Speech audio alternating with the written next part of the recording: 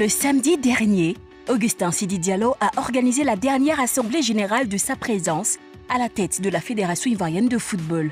Après 9 ans de présidence, il va céder son fauteuil à un autre acteur du football. Et comme c'est le cas en pareille circonstance, le moment du départ est aussi celui du bilan. Qu'a apporté Sidi Diallo au football ivoirien pendant ses années de gestion? Il faut le reconnaître, les relations entre le président de la FIF et certains acteurs n'ont pas toujours été au beau fixe. Elles ont été tumultueuses, surtout avec le groupe des dirigeants opposés à sa gestion, le GX. Concernant les droits télé ou les subventions allouées aux formations sportives de la Ligue 1, Ligue 2 et la D3, le comité exécutif sortant a rempli son devoir. Même s'il y a des choses à lui reprocher, les clubs sont passés à la caisse chaque saison et les compétitions locales ont été organisées de façon régulière. Qu'en est-il du football féminin? Ici, le tableau n'est pas aussi reluisant que chez les hommes. Avec une élite dépourvue en club, des dirigeants qui se plaignent des subventions qui n'arrivent pas toujours et des internationales qui se grognent constamment. Le bilan est loin d'être positif. 9 ans à la tête de la FIF, Sidi Diallo peut se targuer d'avoir remporté 2 Coupes d'Afrique des Nations, une avec les U17 en 2013 et une autre avec les seniors en 2015. Ces bons points suffisent-ils pour valider son bilan? On ouvre le débat. Allez, les 9 ans de gestion, l'heure du bilan est arrivée pour Sidi Diallo. Alors, la grande question qu'on va vous poser, c'est la suivante. Les acteurs du football ivoirien ont-ils eu raison d'accorder le quitus à Sidi Diallo?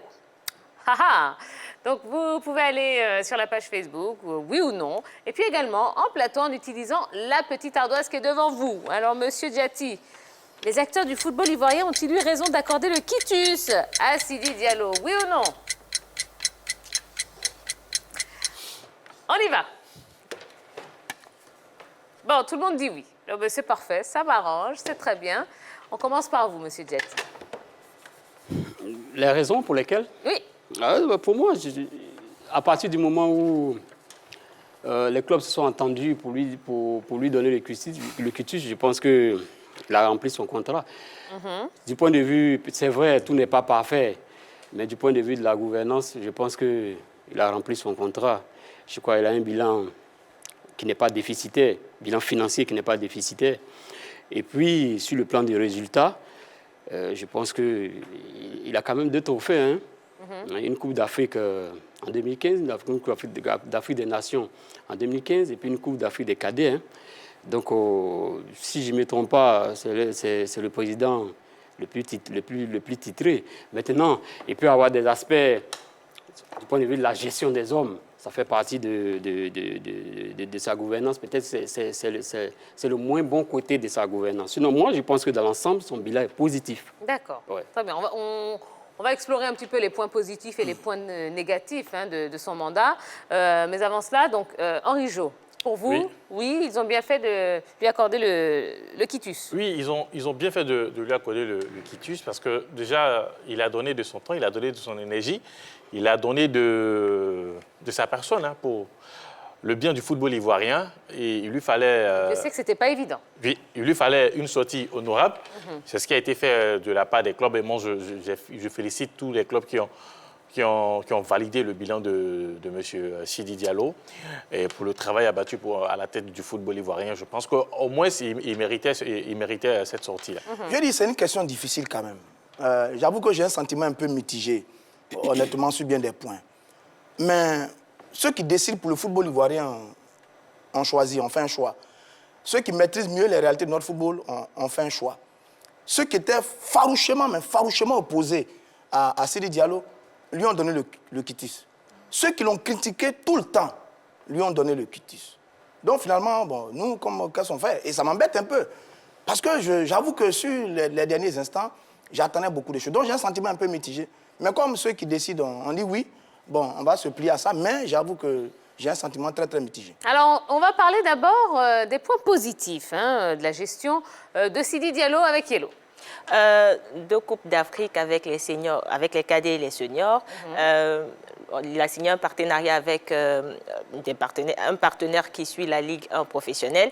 Et il y a aussi la participation de la Coupe du Monde en 2014. Donc pour moi, c'est un peu le bilan positif. Par contre, je voudrais revenir un peu sur ce que Roger Stéphane a dit, disant qu'il est un peu mitigé. Pour moi, il n'y a pas besoin d'être mitigé. Quand on voit les dernières démarches de Sidi Diallo envers les présidents de club et tout, il a opté pour le rassemblement, pour la réconciliation et tout. Donc il termine sur une bonne fin et il ne sort pas la grande porte, clairement, facilement. D'accord. Alors, au niveau des points positifs de M. Sidi à la tête de la fédération, aujourd'hui, ici, tous les candidats qui veulent diriger la Fédération ivoirienne de football parlent de subventions à 100 millions ou peut-être à 150 millions. C'est parce que M. Sidi a mis là-bas à un certain niveau que, bon, voilà, ils sont obligés de suivre. Il n'y a pas un président qui va venir aujourd'hui faire baisser cette subvention-là au niveau des clubs de Ligue 1, de Ligue 2 et de D3. Et moi, je pense que ça, c'est déjà un gros pas.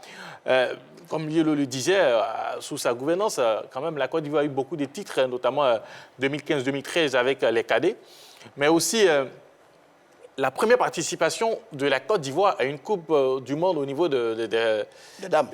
2015. Donc, tout ça, c'est quand même des points positifs. Ça parle pour lui, oui. Voilà, c'est des points positifs pour M. Sidi à la tête de la fédération. On ne va pas se le cacher, hein, c'est le président de la fédération le plus titré. Sur tous les présidents de la fédération, c'est celui qui a vraiment gagné beaucoup. Hein. Une participation à la Coupe du Monde en 2014. Les dames participent à la Coupe du Monde en 2015. Je crois qu'elles sont troisième à la CAN en 2015.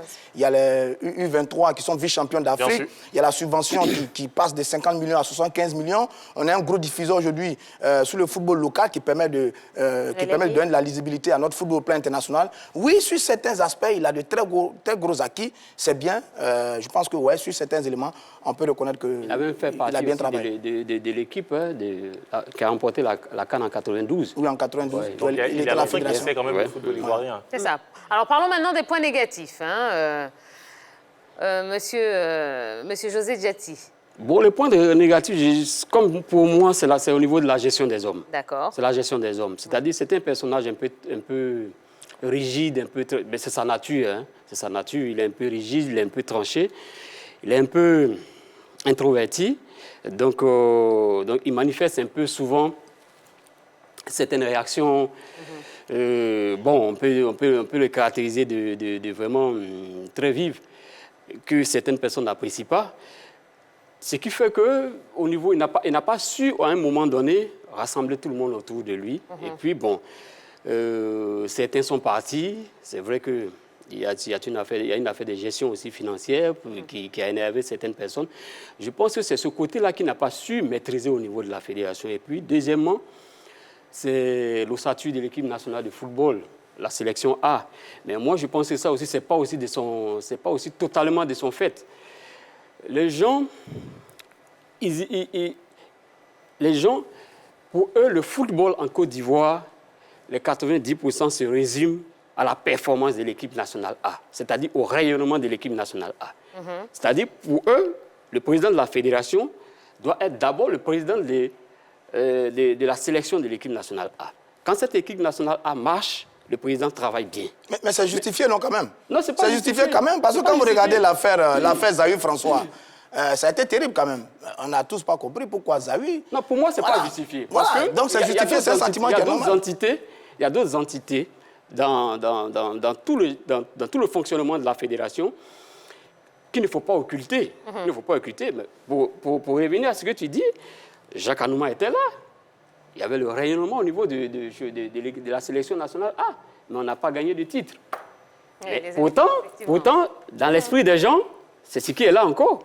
Parce que là, il a eu affaire à une génération dorée, comme on dit, peut-être sous Augustin Sidi Diallo, qui avait tourné la page, on avait changé de page avec les joueurs, c'est-à-dire on était en fin des cycles.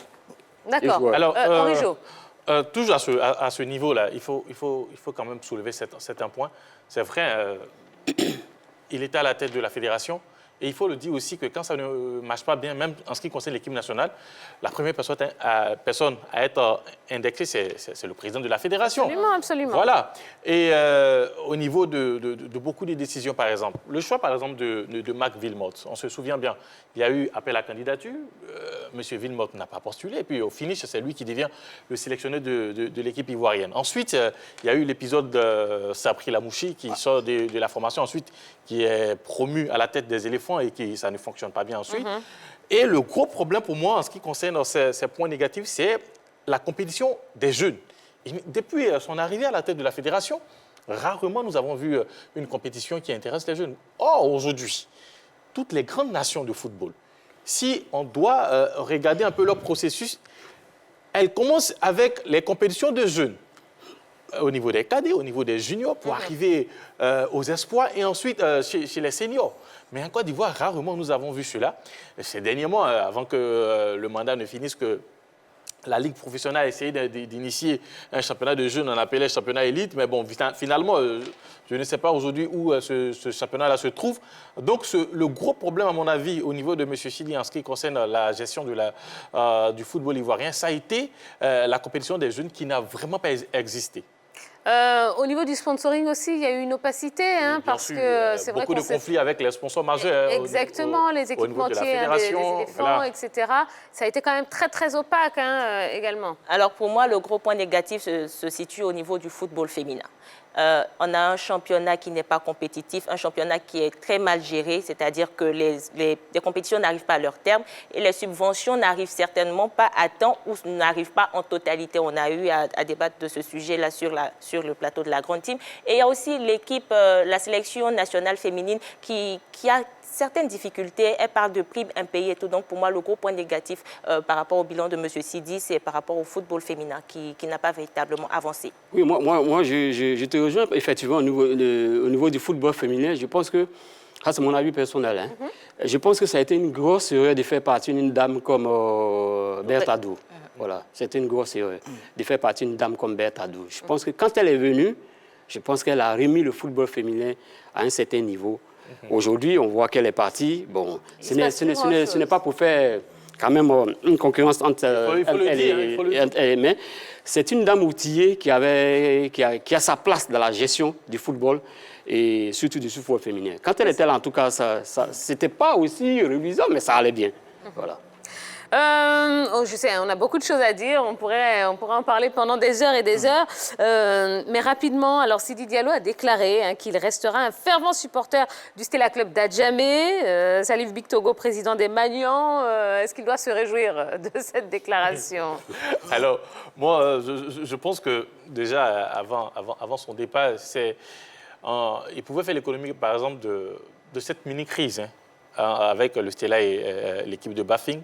Il dit être un grand fervent amoureux de cette équipe du Stella. C'est un politicien, c'est un habile politicien. C'est de la communication, mais je pense que déjà sur ce point-là, quand on prend la décision d'arrêter les compétitions au niveau de la Côte d'Ivoire, ça devrait s'étendre à toutes les ligues, pas seulement à la Ligue 1 et puis essayer de jouer un mini-tournoi ou votre équipe de cœur. C'est vrai, c'est votre équique de cœur, mais quand même, il fallait...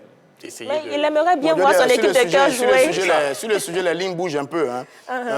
C'est son club de cœur, le Stella. Oui. Donc on comprend, mais il se dit qu'il y a une future réunion du comité exécutif de la Fédération ivoirienne de football pour plancher à nouveau sur la question de la montée en Ligue 1 concernant ces équipes de Ligue 2 et seront invités spécialement à cette réunion de Sosinali de Bafing et Salif Bictogo du Stella Club. Est-ce que ça va changer la donne? On ne sait pas encore, mais je pense que les lignes vont peut-être bouger sur le dossier.